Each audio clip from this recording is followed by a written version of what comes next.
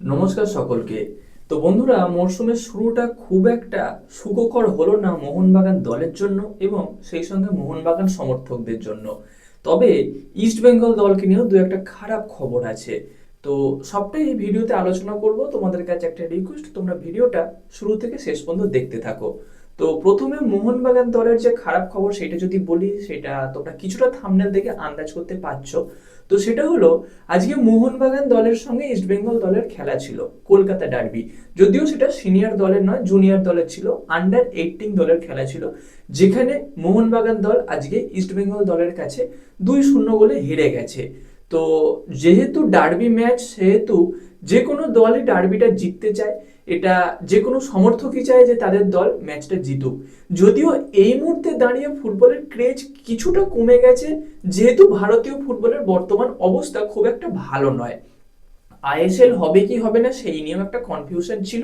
যদিও এই মুহূর্তে কনফিউশনটা কেটে একটা আশার আলো দেখা গেছে। আশার আলো দেখা গেছে বলাটা ভুল। আইএসএল হবে, সবকিছুই মোটামুটি তৈরি, 80% কনফার্ম, বাকি 20% কাজ বাকি আছে। সেই 20% মানে কাজ কমপ্লিট হয়ে গেলে আইএসএল শুরু হবে। তো এই মুহূর্তে বেশিরভাগ সমর্থক, কি মোহনবাগান কি ইস্টবেঙ্গল কি অন্যান্য দলের, তারা মেনলি সিনিয়র দলের খেলাটাকেই ফোকাস করে, জুনিয়র দলের খেলাটাকে খুব একটা বেশি ফোকাস করে না। যারা আপামর সমর্থক আছে, সেটা মোহনবাগান বলো বা ইস্টবেঙ্গল বলো, যে কোনো দলের, তারাই এই সমস্ত খেলাগুলো ফোকাস বা ফলো করে থাকে। তো যাই হোক, এতগুলো কথা বলার কারণ এইটাই যে ডার্বি হেরে শুরু করলো এই বছরের মরশুম মোহনবাগান দল, এবং ডার্বি জিতে এই বছরের মরশুম শুরু করলো ইস্টবেঙ্গল দল। তো জুনিয়র দলের খেলা ছিল, যদিও সেটা হয়তো খুব একটা বেশি গুরুত্বপূর্ণ নয়, কিন্তু ডার্বি ডার্বিই হয়। আগেও বললাম, এখনো বলছি, ভবিষ্যতেও বলবো, আর এটা তোমাদের কারোর কাছে নতুন কিছু নয়।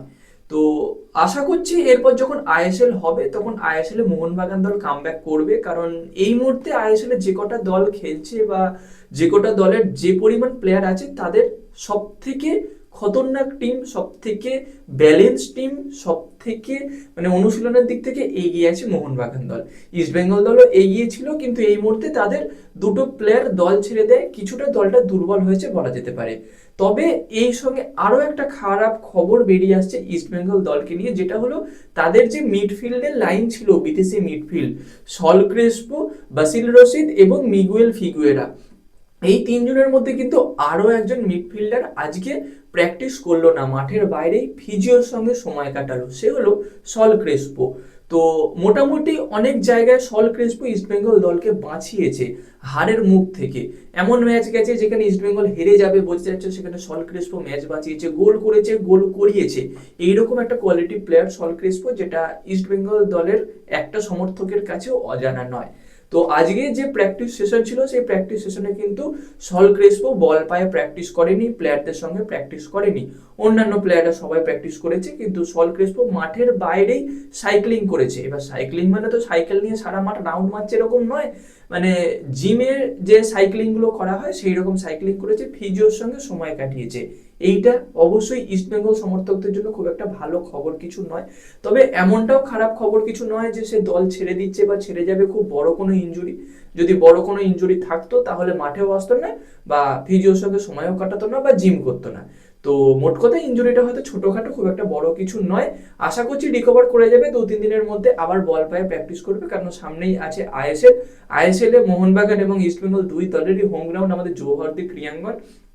আর এই মুহূর্তে যুবভারতী ক্রীড়াঙ্গনের পরিচর্যা চলছে, মেরামতি চলছে, অনেক খরচ খরচা হয়ে গেছে মেসি কাণ্ডে, সেটা তোমরা সবাই জানো।